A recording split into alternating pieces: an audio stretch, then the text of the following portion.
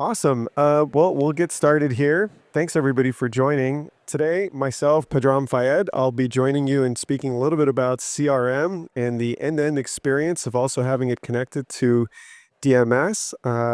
Joining me also is Natasha. Natasha has also recently joined Tekion, and we thought to kind of really share a little bit about our backgrounds and start off with why did we join Tekion and why do we think that this mission is really worthy? I'll start off with myself. I serve a lot of roles in the company, but I've been very fortunate to start here in a kind of a very interesting position. I came from retail automotive. I spent about 15 years in retail automotive, started out selling cars, and it was supposed to be a summer of selling cars turned into 15 summers, but ended up being good at it. And I spent about 7 of those years as a general manager. And probably just like many of you, I was in the hunt of finding a better ecosystem or better tooling that was really designed for the future, because I realized a lot of the tool stacks and technology was kind of dated. Of course, through that journey, um, as I decided, hey, I would like to take a leap and go maybe on the technology side and see what contributions I could make, I stumbled across the business intelligence side of the industry.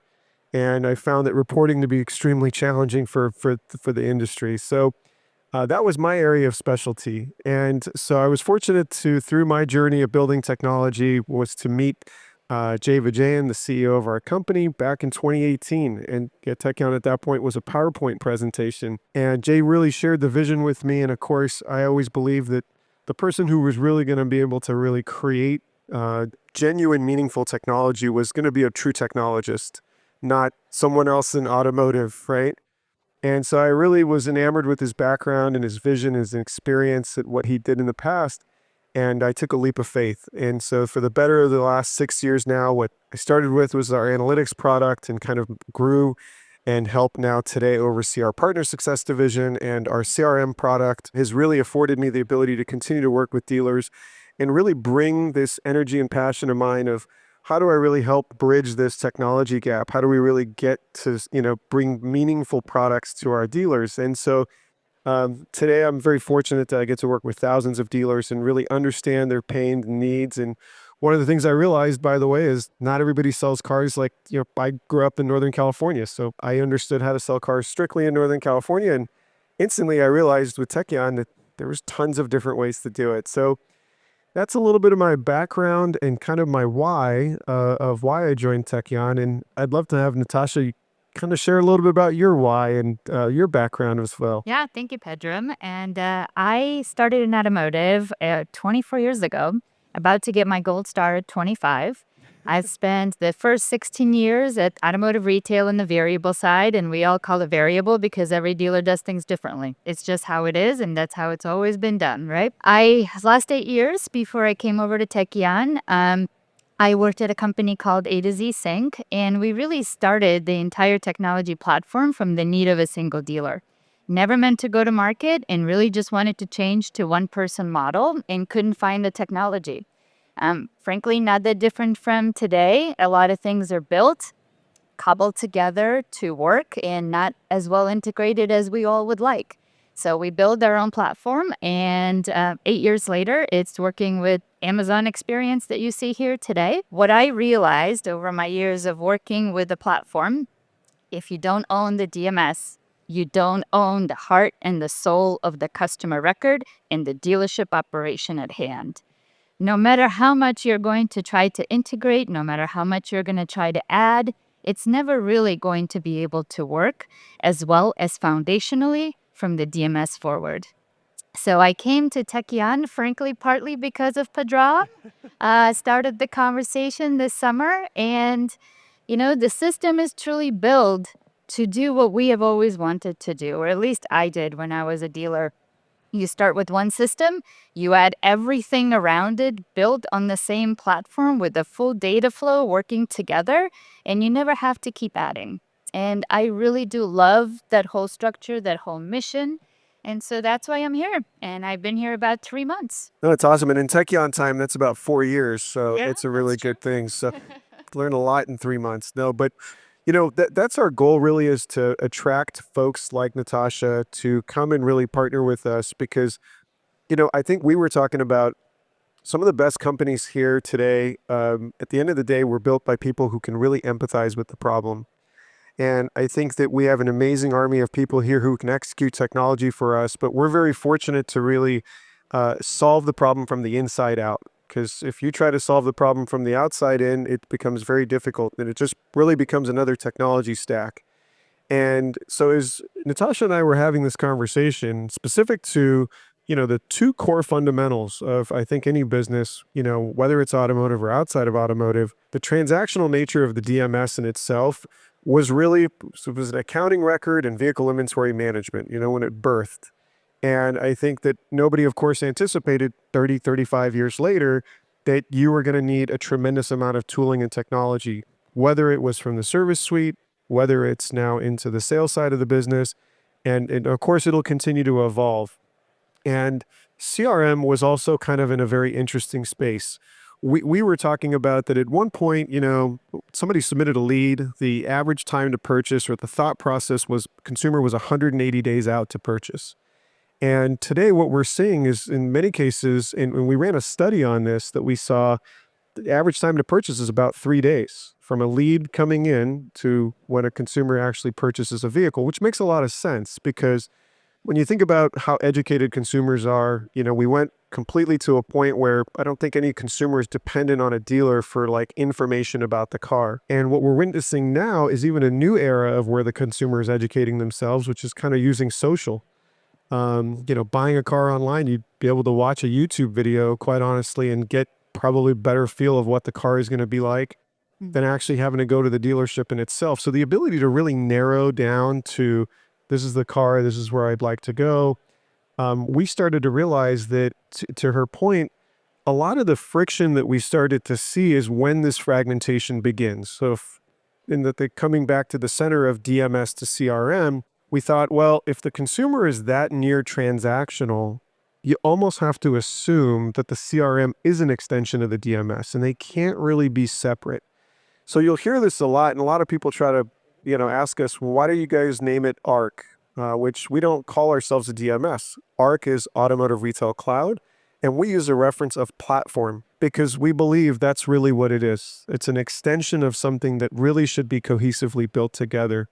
And you kind of touched on this, but it's love to get your perspective that in your own personal journey, being in the walls of a dealership, and then what maybe kind of birthed your idea of like pursuing on the A to Z side, how did you see this to be a challenge? Meaning that you saw the same issue of, okay, we have a CRM, we have a DMS, then we have F&I menu, then we have another product, and each one of these kind of became a hop. At what point did you realize, okay, clearly you're going to need a platform. It's not just the DMS thing. Yeah, that's a great question. I mean, think about your salespeople, right? If you're trying to go to a one-person selling model and you're trying to consolidate all the things that that one person does, have you ever mapped out your sales journey?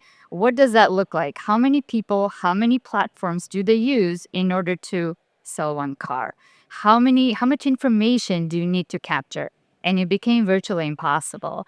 So in order to create this from the very beginning to the very end, salesperson, it takes them 4 hours, right? By the time they are in the CRM, they're desking a deal. You push that deal into your digital retailing tool or some desking solution that you're doing. Then you push it into your DMS. Then you push it into your trade solution tool. And it takes a really, really long time. And the data doesn't transition well. Your payments are broken. The whole idea of this perfect penny, perfect payment doesn't really exist when you use multiple tools. So when we build the solution that we built prior in my previous life, we did it for that reason, to help a salesperson actually sell a car. If you're a customer, you don't think of yourself, hey, I'm going to be a lead today. I'm going to come in from a digital retailing tool, right? And then I'm going to come into a dealership and you're going to start all over. So this is what, to your point, when we call it ARC, we call it ARC for a reason. DMS is just your storage system. CRM, why is it only treating people for pre-shopping and post-shopping? Why can it not do the entire thing, right? The entire journey for a customer should really reside in the same tool.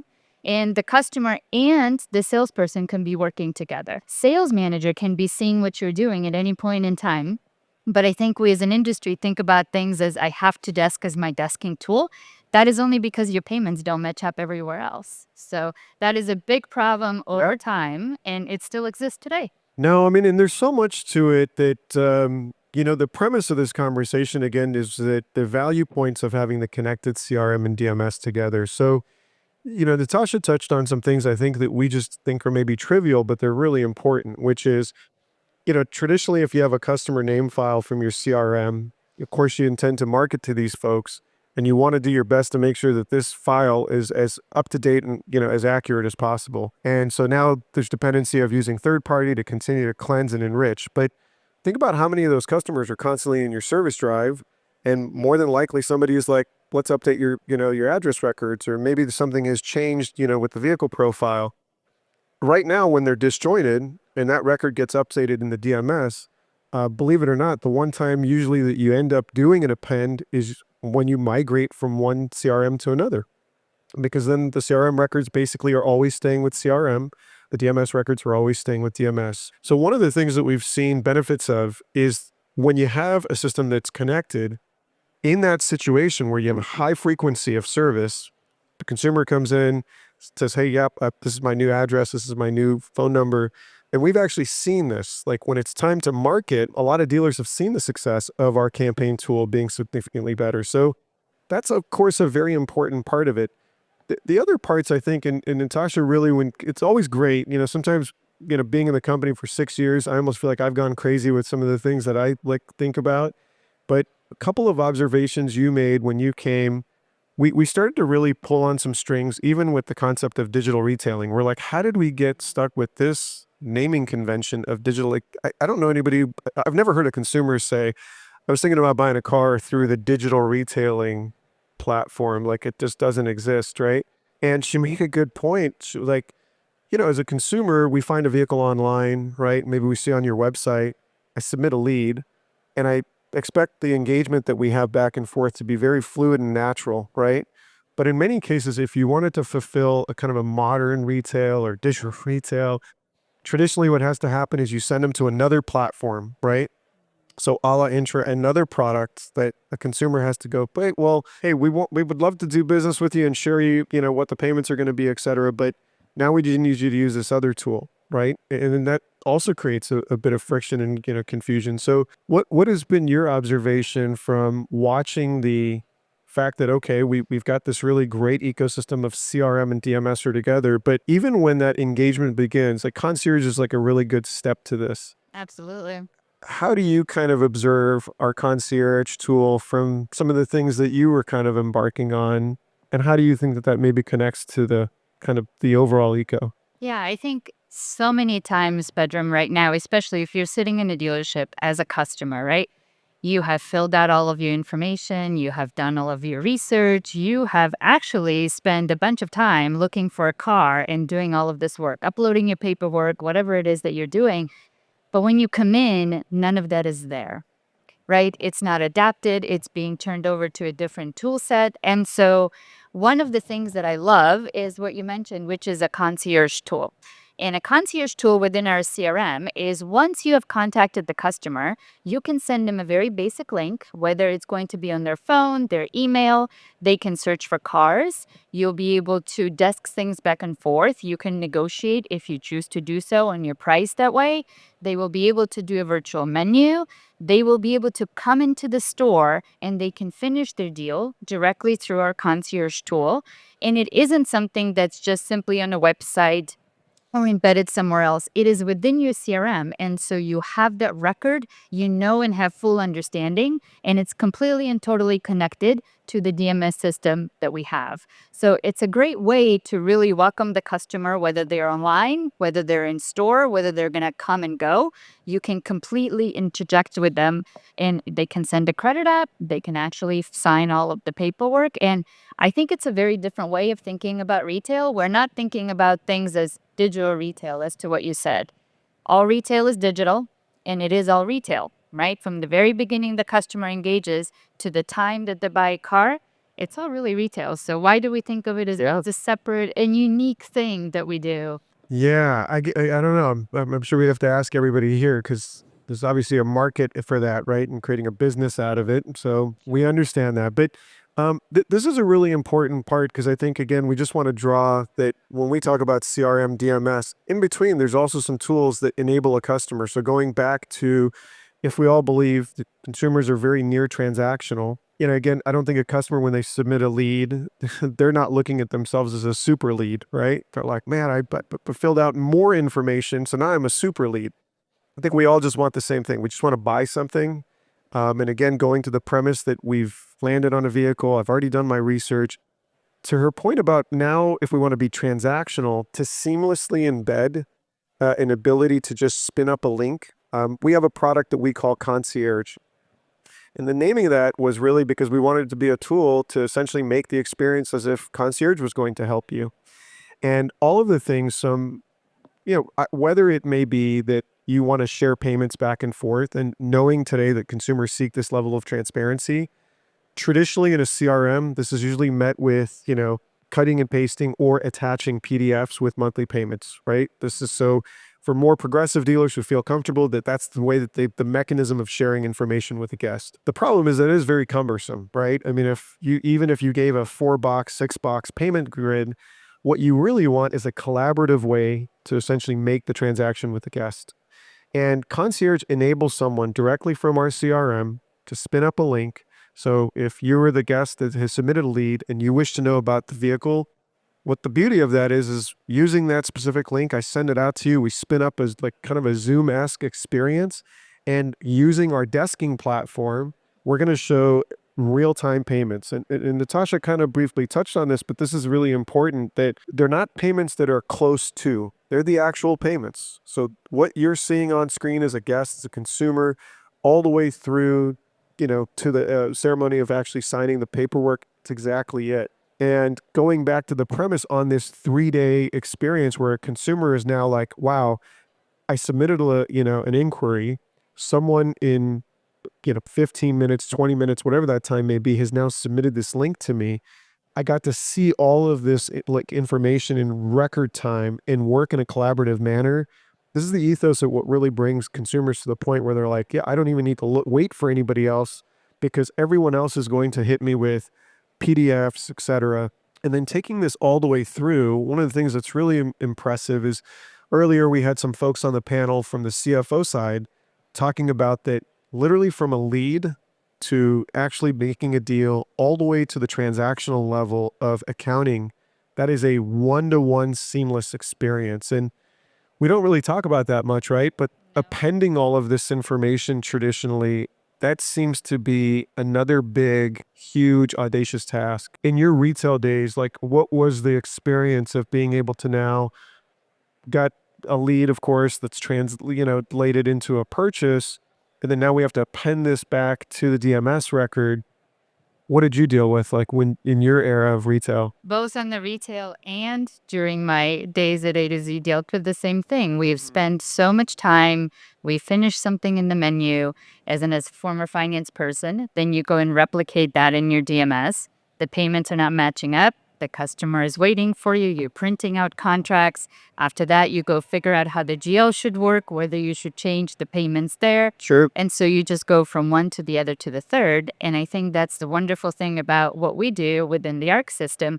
We have one calculation. So there is no payment interpretation. There's no payment changes. There's no payment iteration. Once we calculate the payment for a customer, it's exactly the same in every single system that you choose. So if nothing else, it saves a huge amount of time for a salesperson itself and for a finance manager from what you're thinking. Yeah, and reconciling, of course, for a variety of reasons that you shared, we also found the trust factor that's engaged between both the sales team and the management team is significantly greater because a bit of a divide starts there where someone's like, hey, I sold this, or this is what should be, recorded. So there is a tremendous efficiency from that start to finish. Some of the other innovation that we've seen, which we were talking about, and we were actually demoing this in our new CRM platform, is traditionally thinking about CRM. Most of us, when we want to identify the best opportunities, there's usually one famous grouping that has a flame icon to it. Does anyone know what that is? Looks like a flaming icon. It's the old hot button. right? This has been the way that I think dealers, we've all looked at the business. Like everyone looks in their CRM for this little icon of hot leads. The problem is, unfortunately, that gets abused. So if you ask majority of your sales staff, hey, is this a hot lead? They're like, yeah. And you're like, well, why is it hot? They're like, because the customer wants to buy a car. I'm like, don't they all want to buy a car? I mean, like, how do we now distill out of the 1,000 opportunities to the best opportunity?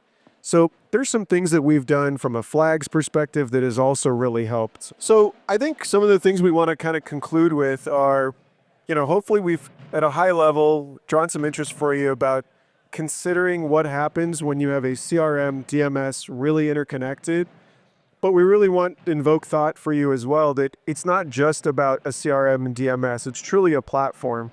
And knowing that it's got to go all the way end to end, knowing that some of the best and brightest companies who've pursued this to solve this problem from the outside in, they ultimately come to the conclusion that you got to build a DMS. And that's a very hard thing to do because you can skip around that as much as you want, but the ultimate factor is it's going to come to that intersection. And we did probably one of the most difficult things first. We built the DMS, then we built the CRM, and then we built all the ancillaries around it. So, and instead of naming these into various conventions for consumers, we made this one seamless end-to-end, platform and technology. So we really hope that it invokes some thought for you that what happens if I had this? What are the net benefactor scenarios such as a substantially cleaner name file? This is a big thing that we talk about with dealers constantly, but again, it's just not something that's thought of in the fact that when you have siloed systems, and these are some of the big highlights that we've seen. But the reason I brought up flags is a very innovative way for us to help organizing the opportunities. So if everybody here was to think for just a minute, well, if I have 1,000 opportunities, they're not all equal. How do I organize these opportunities outside of traditional stage models? Flags is a fantastic way for you to be able to organize that. And again, coming back to the ethos of it being really kind of across our system, maybe your management team has an idea of how to use flags, but maybe your back office has a completely different idea of using flags. So their interpretation might be, well, these deals need to go from here to here. So these are some of like the real big things that I've seen. But any closing kind of remarks on your side, Natasha, from some things that you've observed in your short period of time, Tekion? Yeah, just to close off on the flags, because I'm a big proponent of save me deals, right? When the customer leaves, there is only what we close at 30-40%, which means a significant number of people don't buy the day that they come in. And I think something that you were showing off the other day really spoke to me during that process, which is when the customer leaves, knowing why they left, just to click a flag. Is it a trade issue? Is it a payment issue? So then you know how to retarget them, how to ask the right questions. We're starting to talk in the industry about this hyper-personalization of marketing instead of actually just sending a campaign and hope that that 5% actually catches up, right? So knowing that and the ability to solve for that, I think is a really interesting thing. And I would encourage those of you that are looking at our CRM, check that part out. I think that's a really interesting way of doing your save a deal meeting, but really doing it digitally and very easily, and then building your campaigns around that very specific information as to why the customer has left and how to get them back and sell them a car. Oh, that's great. I think the thing that resonates most with us is what resonates with dealers. So, save a deal. The reason why we think it resonates is because this is an activity that happens in a dealership. It just so happens that it's physical. And so one of the ways that we've found to really drive innovation through such a simple way of using flags is how do we digitize a very effective and successful physical process? We know that when we speak to dealers, we say, how does your save a deal meetings work? They're like, boy, when we put our energy behind it and we're able to organize our business, it really works. It's very effective.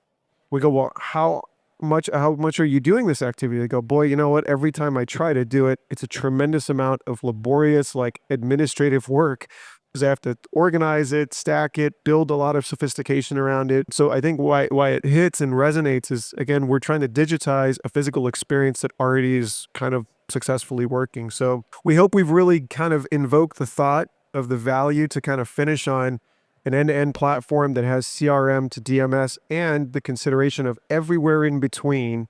And this is really the innovation that Tekion that we continue to build in support with a lot of our dealers. I will say one thing that I will finish with, what's been incredible at every stage and along this journey, we've had one incredible partner after another that is able to add a piece of the brick to the foundation of what you see today in Tekion. So I'd leave you with that if there's things that maybe you have thoughts of that you go, boy, you know what, this is where I think the innovation needs to be, just know that this is a company that continues to innovate. We were proud of the fact that just last year we did over 3,000 feature releases.